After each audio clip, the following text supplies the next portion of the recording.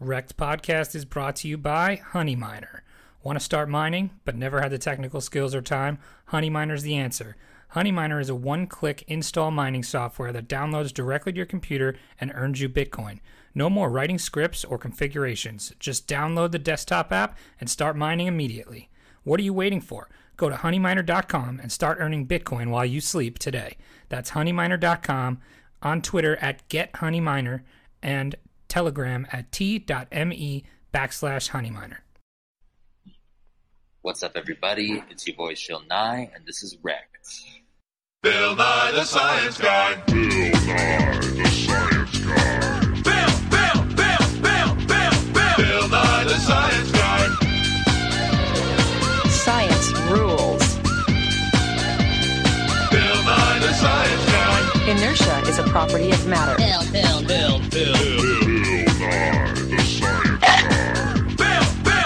T minus 7 seconds. Bill Nye the Science Guy. Hello and welcome to REKT Podcast. I am Bunchu Betts alongside my other wonderful hosts. As always, today we have Cynthia back. Cynthia, how are you doing?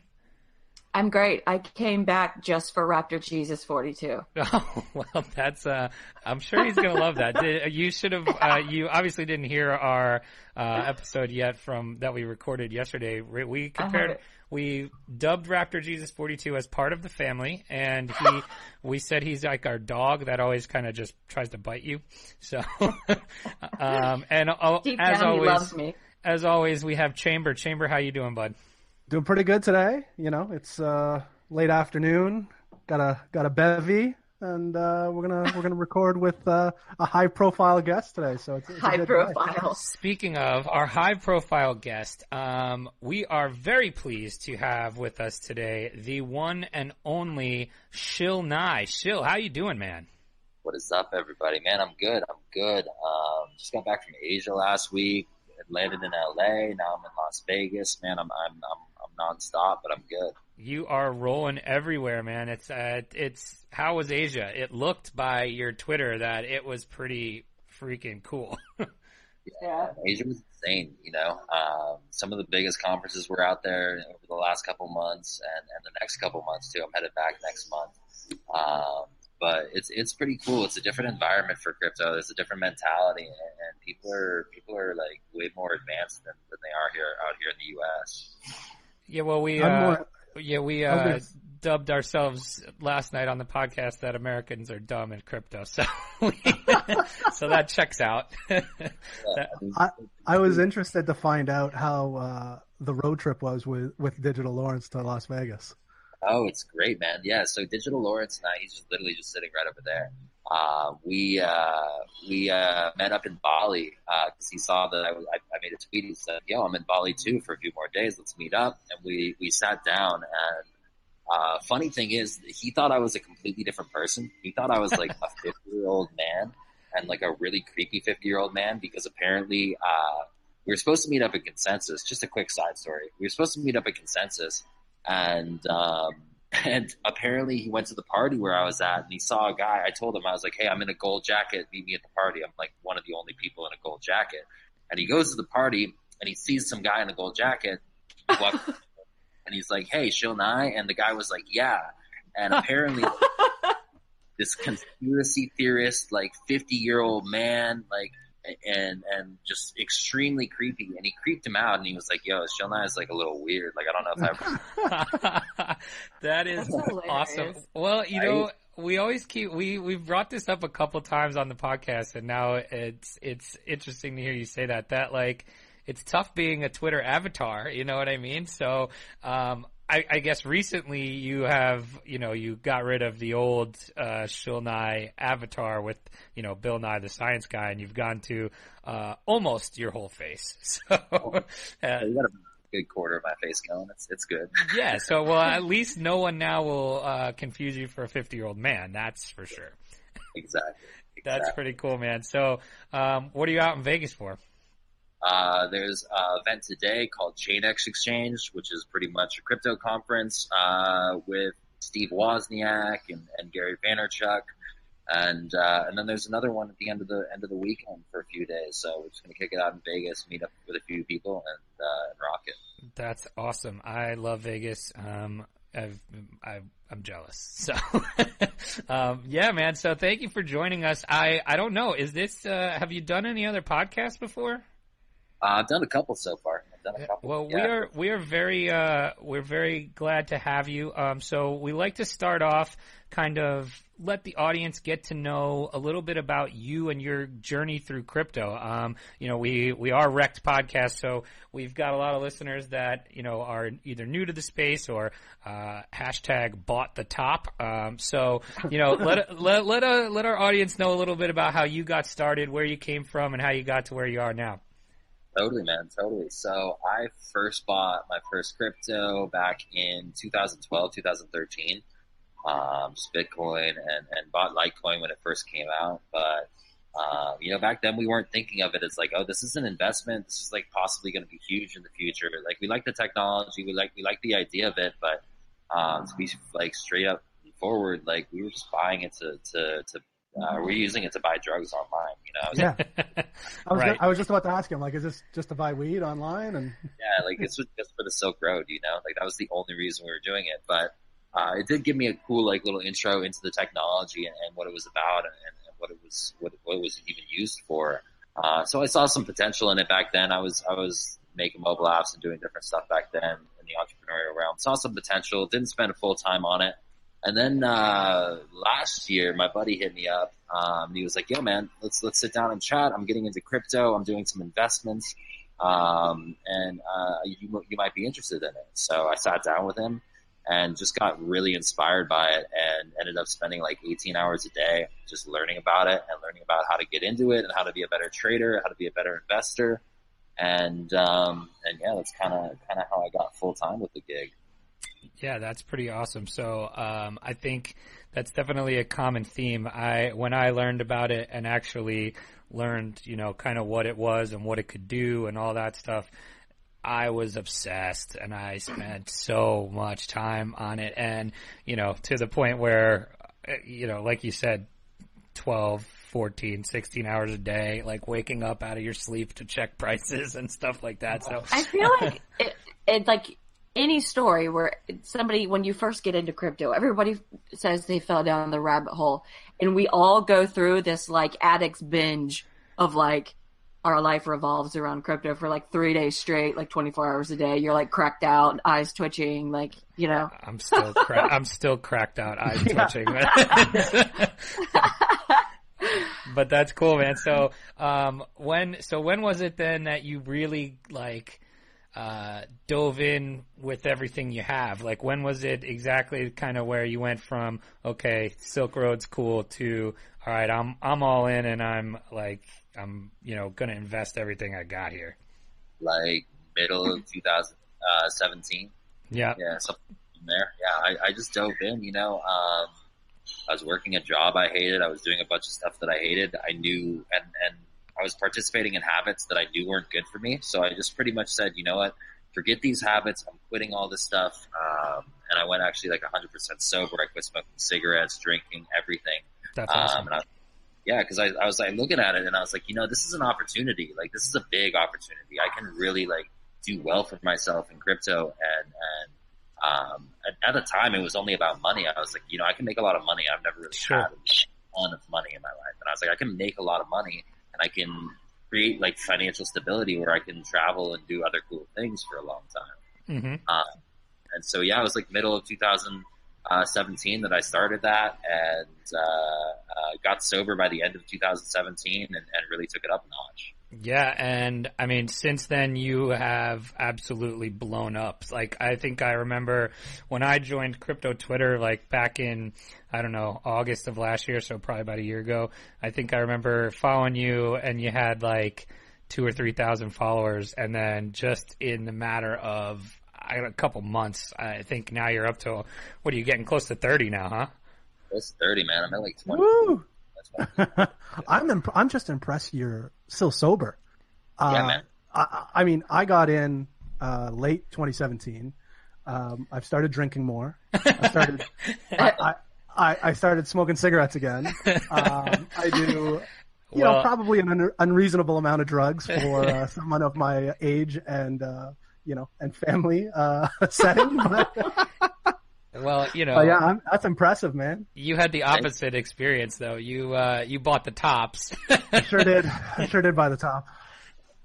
Yeah, man. I mean, for me, it was just like I've partied like the last 6-7 years of my life hard. Like did massive. If you don't mind me asking, how old are you? 26. Okay. Call Yeah. me when you're 35. We'll see how you're doing. I was like traveling the world, going to Burning Man, eating like all the drugs that you can ever imagine. And while it was fun and while I did a lot of cool stuff at that, I also realized like I wasn't living at like my like fullest potential. And I wasn't Sure. like living up to what I really wanted to be creating in the world and really wanted to be doing. And it wasn't just because like I wasn't doing that. I just didn't I didn't have the opportunity that really inspired me like so deeply where I was like, fuck all this stuff. I'm just going to go out and I'm going to get it. I'm going to get it how like get work. And I think you've done a pretty good job of translating that on crypto Twitter for the most part. I would say you're probably one of the more inspirational guys. I'm glad you just said that because I was going to go there. I'm like, I feel good every time I read a Shill Nye tweet, or Yeah. I plug into a Periscope or a live tweet. You know what I mean? Like, I always feel good. So Yeah, can you talk a little? Can you talk a little about that because you basically are like the motivational speaker of Twitter, and like everything you have is very positive, and I think you give a lot of people some really great advice. So talk a little bit about that and how you kind of translate that persona over to Twitter. Totally. Well, I guess I could start like I started like learning meditation like 5 years ago. And so that kind of allowed me to get like a deeper sense of my own personal awareness and my own reality. So that's kind of where those things kind of stem from. But I think the importance of what I do and what I share is like the fact that like that is me. You know what I mean? Like I'm not sharing like motivational tweets and things like that because like I think it's popular. Like that's just who I am. And that's like the things I talk about like normal day life and the things that I share. And like social media and crypto Twitter need to realize like it's not all about making trades. It's not all about finding the bottom and making it 2-5x, like this is like crypto is a lifestyle. It's something that's beyond just making money from. And that's kind of why I share that stuff is like, that's who I am. And like, it's part of the lifestyle that I live, in my own crypto lifestyle. Well, it's a good point you bring up too, because I think it comes off really, really genuine. Like it's not like I read the tweet and I'm like, yeah, this is just some BS he's coming up with. It does come off pretty genuine. It definitely helps me out. I try to help folks out by letting them know how wrecked I am. That's what I bring to the space, Right. To make people feel better about that. But I think your motivational tactics are a little bit better than mine. So it's pretty impressive. Totally, man. I mean, it's just about being yourself. You know what I mean? There's too many people trying to put on the front like, oh, I have so much money, or oh, I made such a good trade. Like nobody cares about that. In reality, like nobody cares. You might be popular for 3 months because you made a couple good trades, but eventually you're going to make a bad trade, and then people are going to. So yeah, my whole persona online, the whole Shill Nye persona, is really just who I am, and sharing like a little bit more of that. That's awesome, man. So we appreciate you sharing that with us. The other thing that we are REKT podcast, so we like to give some people, speaking of some motivation, Chamber said he likes to motivate people with letting them know how REKT he is. So we like to ask our guests some of their biggest REKT stories since they've been in crypto. What's kind of some big REKT stories you might be able to share with our audience? I got so many REKT stories, man. That's what we like to hear. Like the hardest REKT story you probably ever heard. Get wrecked!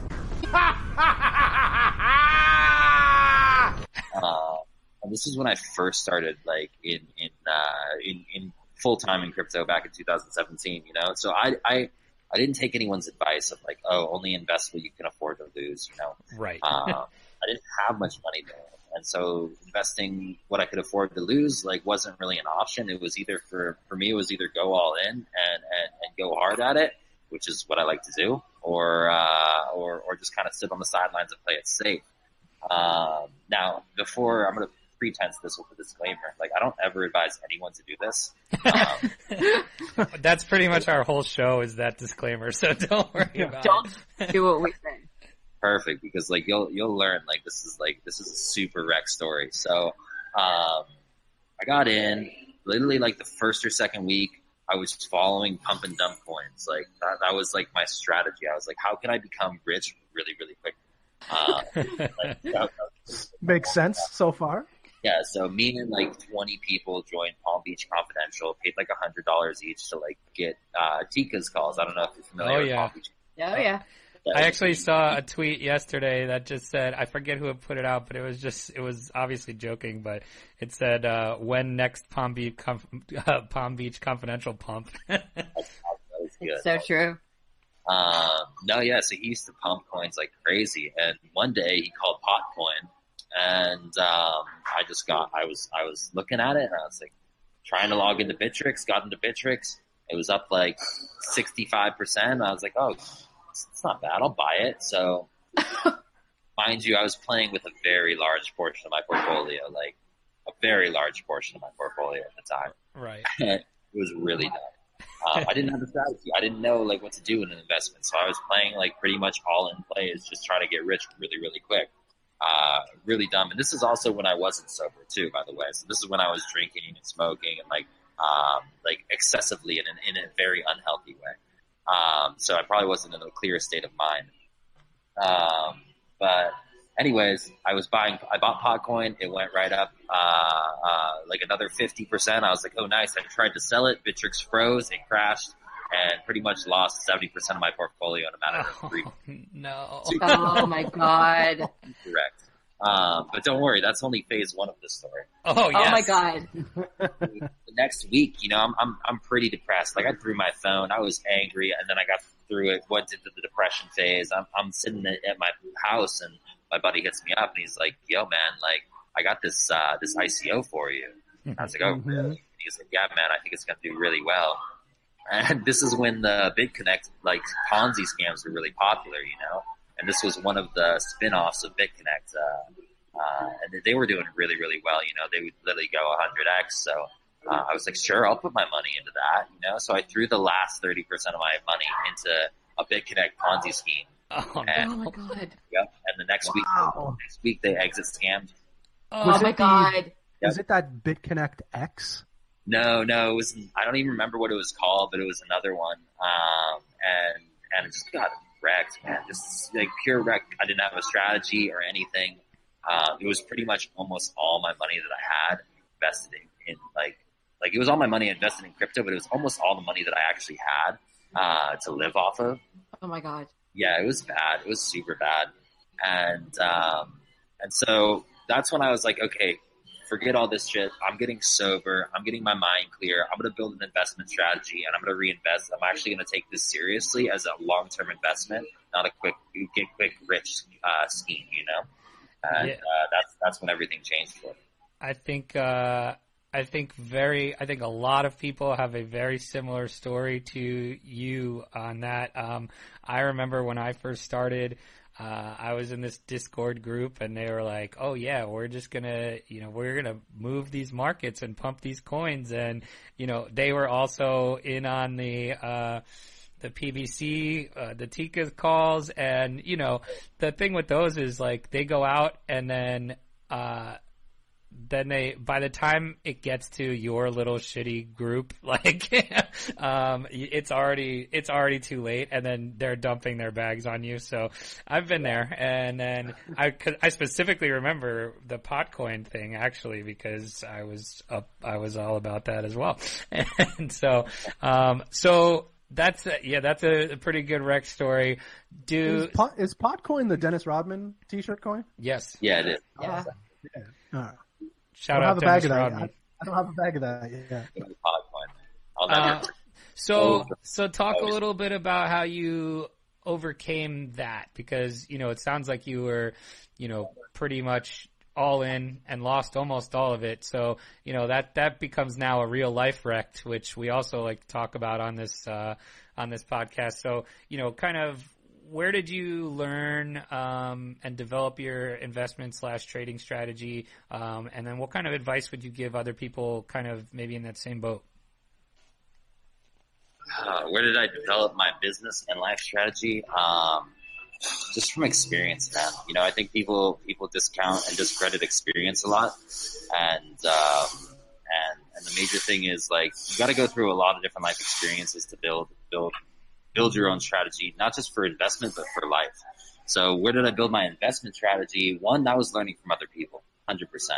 I was walking around. I was in Telegram chats. I was in every single conversation that you could be in. I was on Twitter, all of the different stuff, and the major thing about that is I wasn't listening to everyone.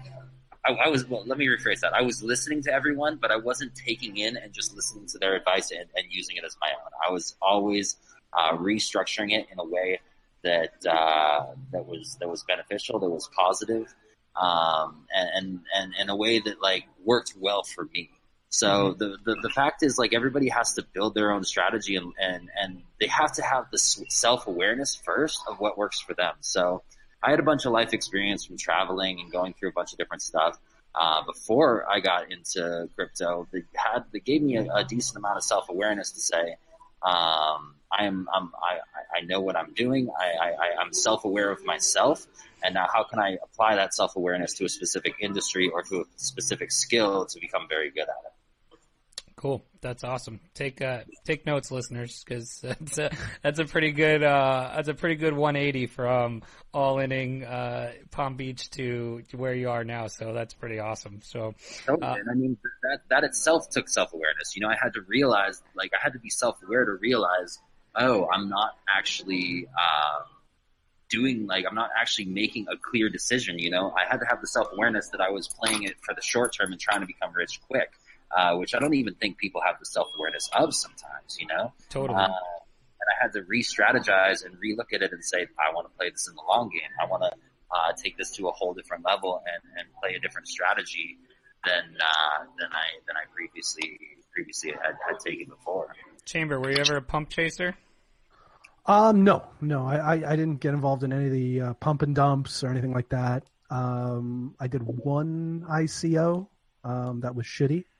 No pump and dumps. I just tried to listen to everybody, but when everybody's telling you to buy the tops of everything, it never really works out too well. Well, you might have just been a bad a prisoner of the timing. You know what I mean? Yeah, I definitely think that had something to do with it. Right, but you didn't have the same opportunity because you weren't in it before. You know what I mean? No. So, and now you do because prices are very low.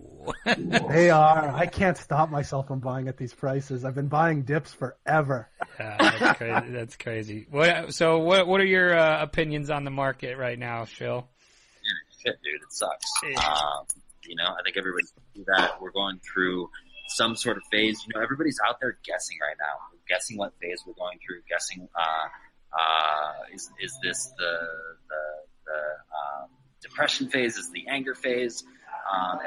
The really interesting thing about the market right now is everybody's talking about it like it is that Wall Street chart, right?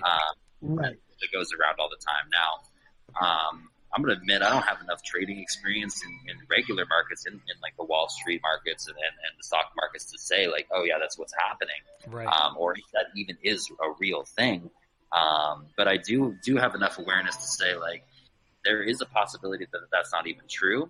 And there is a possibility that it is true. So I think the markets are completely wrecked right now. I think that people are really depressed, angry. But also the interesting thing is people are really positive still, right? So Twitter right now is insanely interesting to see the conversations that are occurring. People are still talking. People are still getting highly engaged, which is not the same as other social platforms.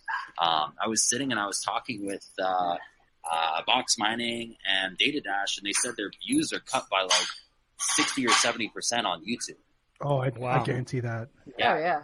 And people aren't engaging on their posts and things like that. And I told them, I was like, that's weird because it's actually the opposite for crypto Twitter. Like my profile may not be growing at like the crazy rate that it would grow during a full bull market, but it is growing at a rate that's like significant, and people are still engaging. You know, it's not to ramble, but I sent a tweet like an hour ago and said, "Hey, is anybody still out there? Is everybody still good?" I saw that.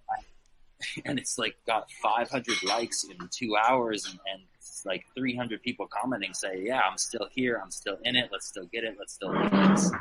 So yeah, it's pretty cool.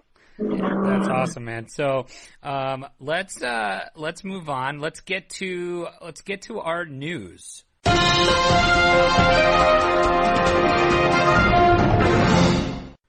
Do it. So, Chamber, why don't you start us off today with the news? Well, I woke up this morning. Obviously, that's good news. I did wake up this morning, so good news to start off the day. As some of you may know, I'm a big KuCoin fan, but I'm not a huge Ian Bellina fan. And the Venn diagram has occurred with Ian Bellina now being the an advisor, global advisor, I believe is the term that was used for KuCoin. Not 100% sure what the thought process was on that one for KuCoin. But I saw a great tweet somebody posted not about maybe a half an hour ago where it was a KuCoin listing for Evernote, which I thought was I thought that was pretty cheeky. That's so mean. I love it. So that's pretty cool. Yeah, I mean it affected my trade today, obviously with the markets being where they are. Normally I would probably try to pick something up on KuCoin. I didn't. I went to Binance, and it was is this going to affect your KuCoin usage going forward? Is it that significant for you?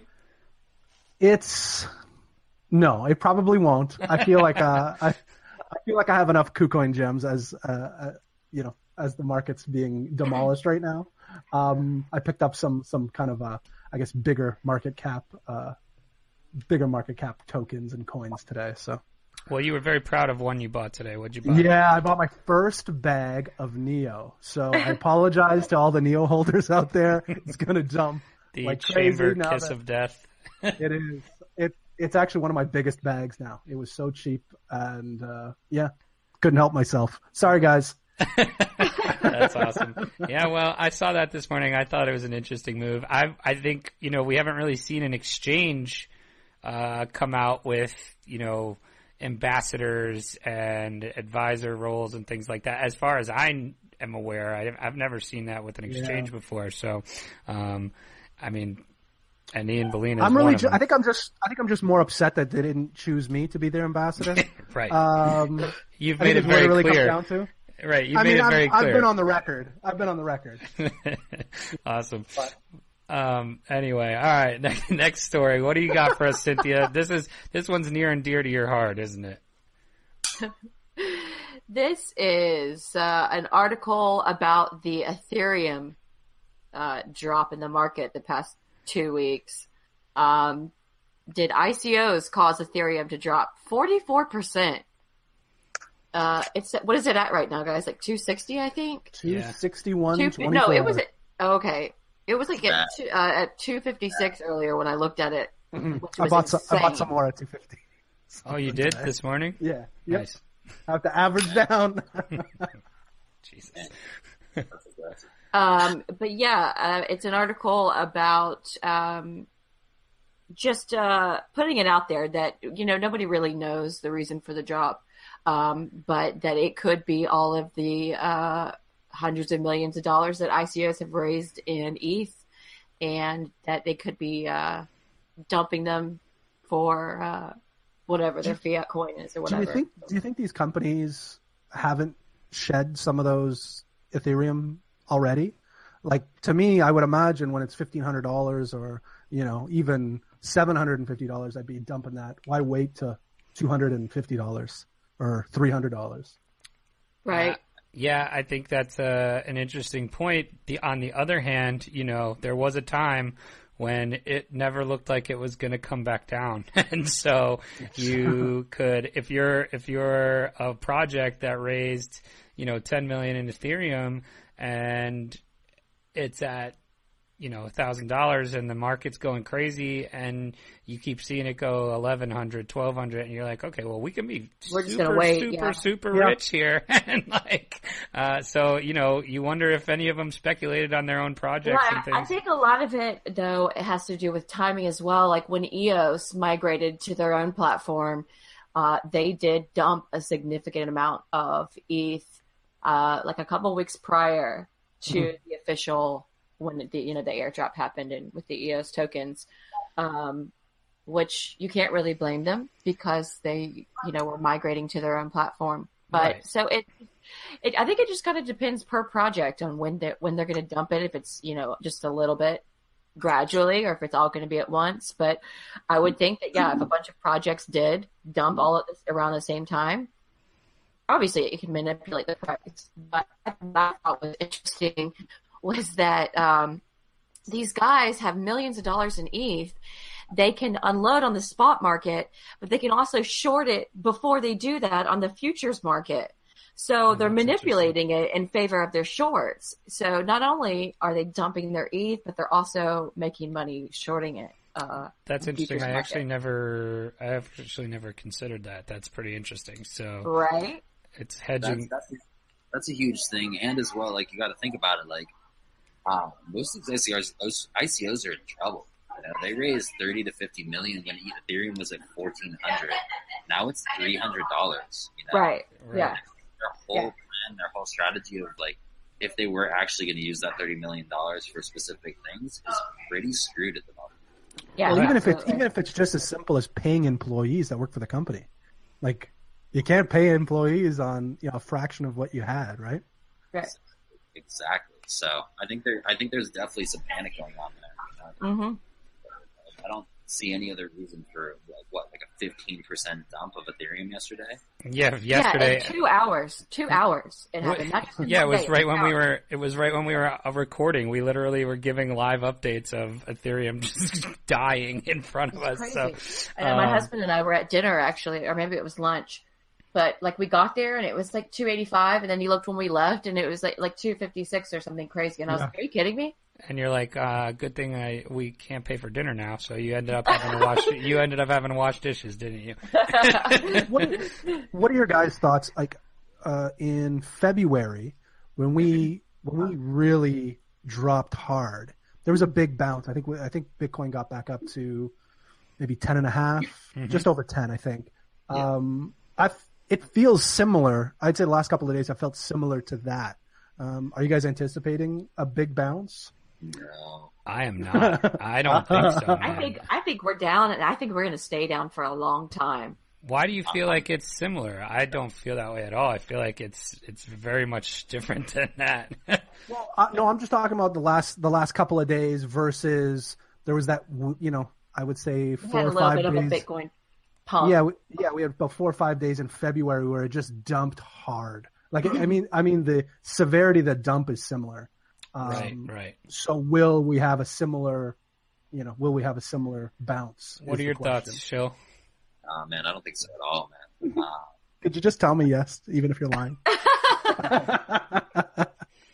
man, I can't do that. I appreciate your honesty. Yeah, man, believe that. No, I think this is definitely different. As you can see, there's a huge drop from just January until beginning of April time frame, and then from April until middle of May, that's when the bounce happened. This one it's not like we started crazy high. Like we were already in a downtrend and already going down significantly, and now we're just going down harder and faster with this drop. So yeah, I don't think it's similar at all, and I agree with you, Cynthia. I think we're going to be down for a little while. couple of negative Nancy's. Yeah, but okay. Here's the Bunchu brightness of the day, Chamber. Here's something for you. Shine your light on me. I put out what I thought was my best Shill Nye like tweet the other day, and it was talking about this same exact thing where a lot of these people who bought at the top, like yourself or whatever, if you got it in December or January and you bought in when things were very, very high, and yes, you're probably very wrecked right now, but it's another opportunity. Like, these prices are prices you haven't seen.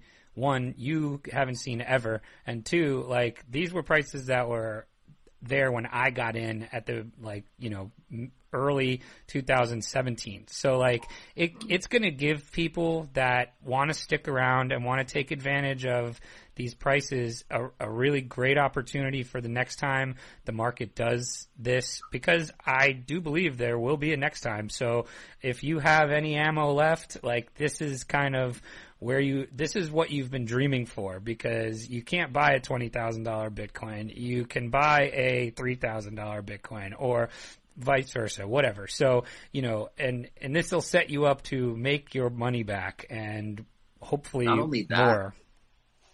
Yeah, not only that, but you also are setting yourself up to have an opportunity where you actually have time to learn this market. Mm-hmm. Totally.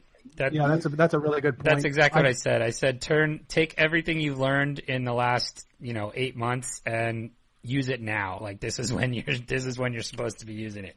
Well, it's funny. We were talking about it yesterday with our interview with Fungus, and when I got in, it was I didn't have a run up. It was already running up. I just kind of jumped on board, and everything I was touching was doubling, tripling, quadrupling, and it was just this was my first interaction with crypto, and then it started dumping.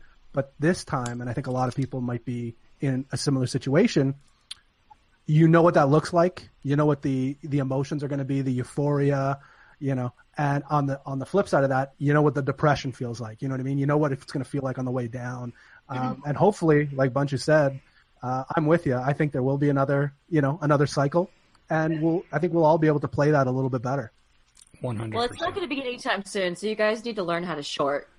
It can't get any shorter. It could get shorter. I mean, it can, but look, I consider it if I'm not shorting, I will be accumulating. Let's put it that way. Yeah, I would say more accumulating. I'm not longing or shorting right now. I'm accumulating. These are prices that I feel good saying, okay, I can start buying and averaging down in, because you're getting to these prices that you're almost at yearly support levels, which is okay, if you can't buy a yearly support level, then, That's what I'm saying. I bought Neo today at $14.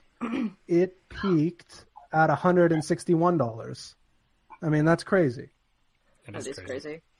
But anyway, that's our motivational speech for all you out there today. I think we have one more news story. Shill, you got one for us? And we got the John McAfee Bitfee unhackable wallet is officially hacked. I don't know if this is a surprise to any of you guys, but it's definitely not a surprise to me. So you should say that. Yeah, we had an interview with John McAfee a couple of weeks ago, and he talked about the Bitfi wallet, and he talked about how it was unhackable, and in theory, I guess it made sense. But I think what's even more important in this story is he was offering bounties for people that could hack the wallet. And how much was it? Like $200,000. $100,000, right, for someone who has to hack it. Yeah, and then three people hacked it. Though, is that the caveat was that you had to get the coins off of the wallet, not just hack it, but you had to actually transfer money off of it. And I don't think anybody's done that. A couple weeks ago, they got root. And now I think somebody else claims to have hacked it, but nobody's been able to take Bitcoin off of the wallet and put it into their own. So that's interesting, because I saw a tweet yesterday that said they that was giving even screenshots of somebody who had gotten into the wallet and like consolidated a bunch of the wallets into one account. And so I don't know if that counts, but I thought that was interesting that they were able to at least even move the money around inside of it. You know what I mean? Which is pretty crazy. So That's interesting. But I saw a screen of someone who had hacked the wallet and was playing like Pac-Man on it or something. Yeah, I think I saw that one too. I thought that was. I wasn't sure if it was real or not. I'm not technical enough to know if somebody's hacked anything. I'm like, oh, that's interesting. Were they playing Pac-Man or Hackman? Oh, perfect. Anyway, awesome. So that'll do it for us for the news. So we are going to go right into, we're going to have Chamber put you on the spot, Shill Nye. We're going to give you the REKT test. Oh, let's do it. All right, this is just 5 questions. You've been through the market cycle now. We just want to see how well prepared you're going to be for the next run. So the first question, just answer as honestly as you can. We'll grade you at the end. First question is, do you currently, is your portfolio currently more than 70% altcoins? Yes. Ooh. Is it more than 85 by chance? No. No? All right, that's the sweet spot, it sounds like. 70%. 70%, yeah. We had to adjust this number because we had it too high originally because Chamber was at like 98% alts.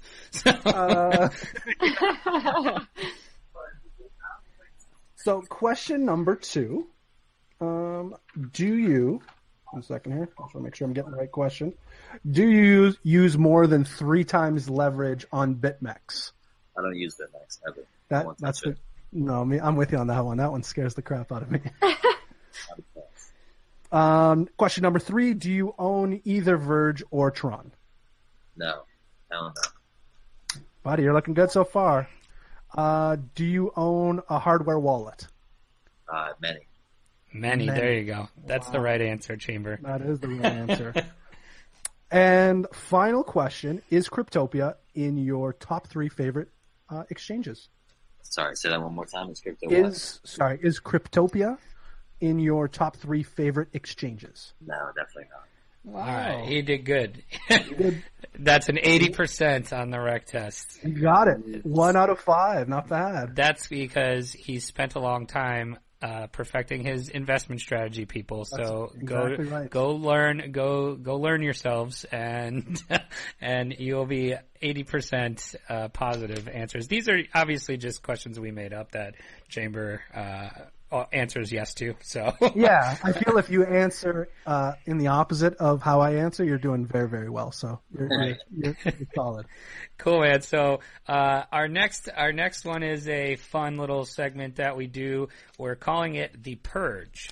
So the Purge is essentially if you could take away one project from the crypto space, with obviously no repercussions, what would it be? Now, the catch is you cannot use anything that our former guests have already chosen. So the list is that have already been picked is Tron, Ripple, Ethereum, Verge, EOS, and last night was Bcash. So you can pick a project to purge and tell us why. Damn, I was just about to say Bcash. That was we were surprised that no one had said it yet, and it was taken literally last night. Man, that's interesting.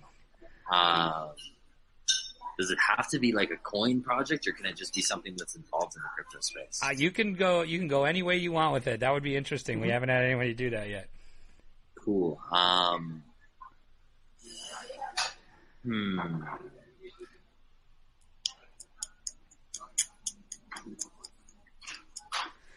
This is where we'll insert the Jeopardy music. I was thinking of that exact same thing. Sorry, this could have huge ramifications for whatever he's going to say. Right. Okay, so I'm not going to give you something like a specific name of something, but what I am going to give you is exchanges.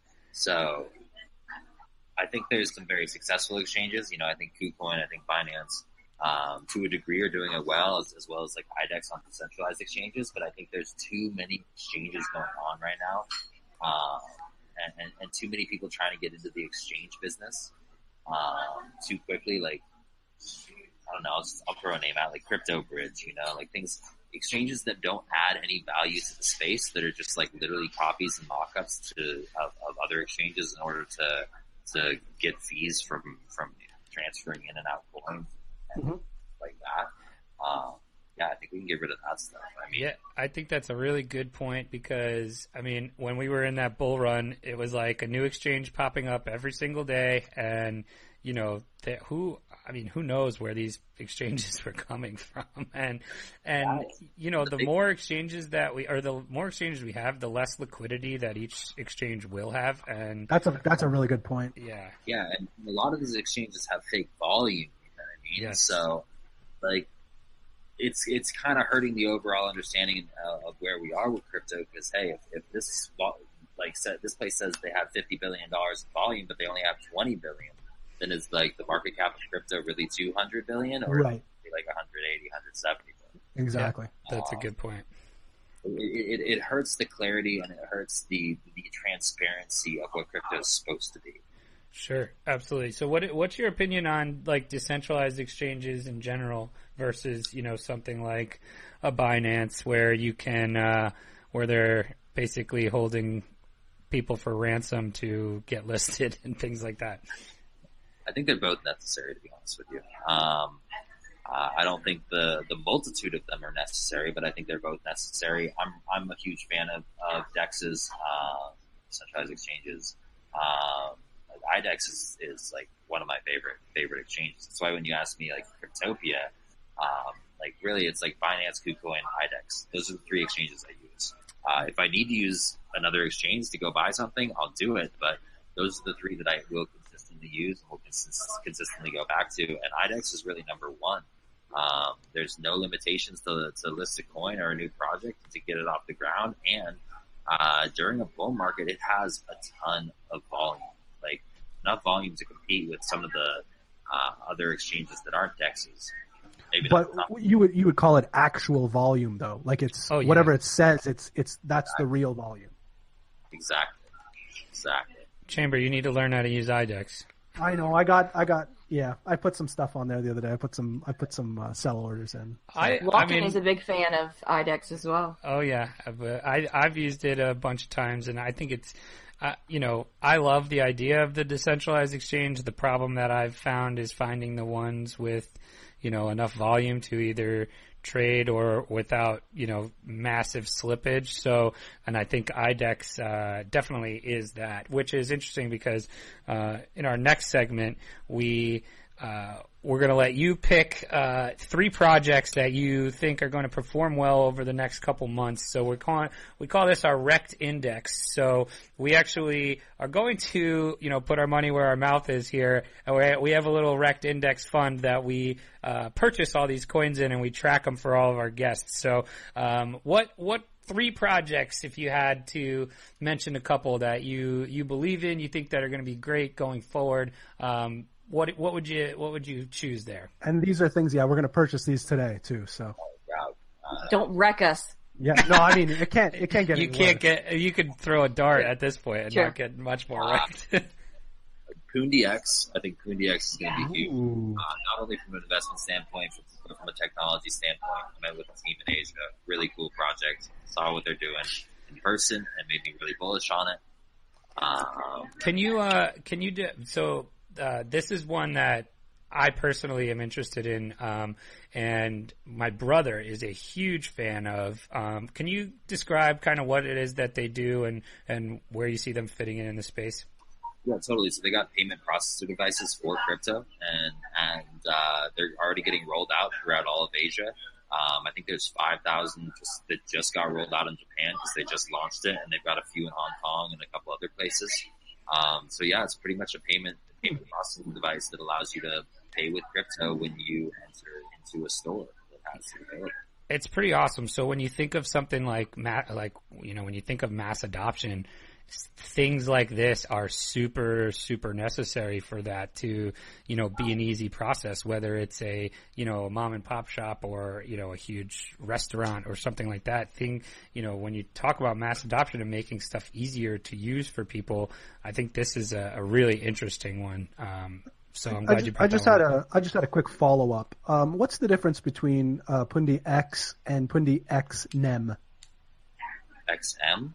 X NEM. It looks like it's on the NEM platform. I don't know, man. To be honest with you.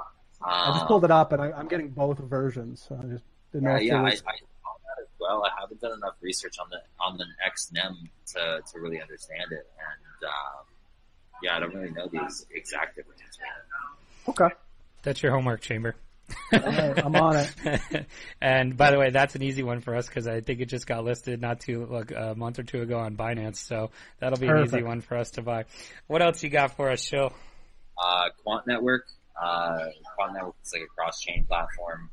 I'm just really bullish on it because it's sitting under ICO price right now. It's been really, really wrecked. It's been up and down, so I bought it at the beginning of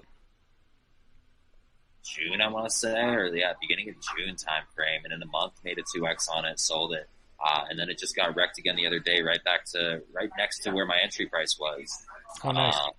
So yeah, trying to what's the ticker on that one?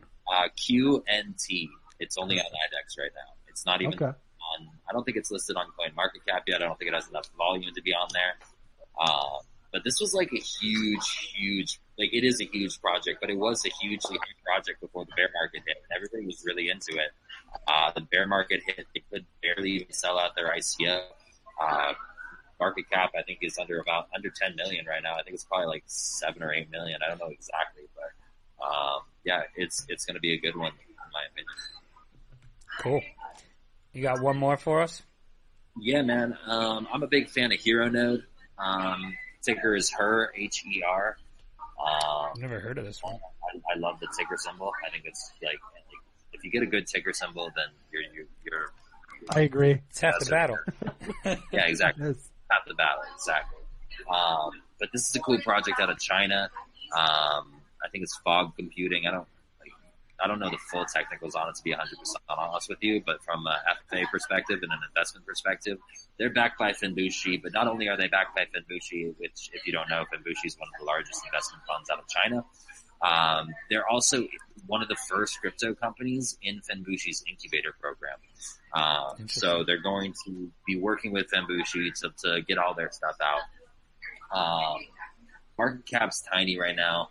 I don't know the exact market cap, but it's definitely small. It's probably like 1.8 million. Wow, really? 1.8 million. All right, I could go buy a bunch more.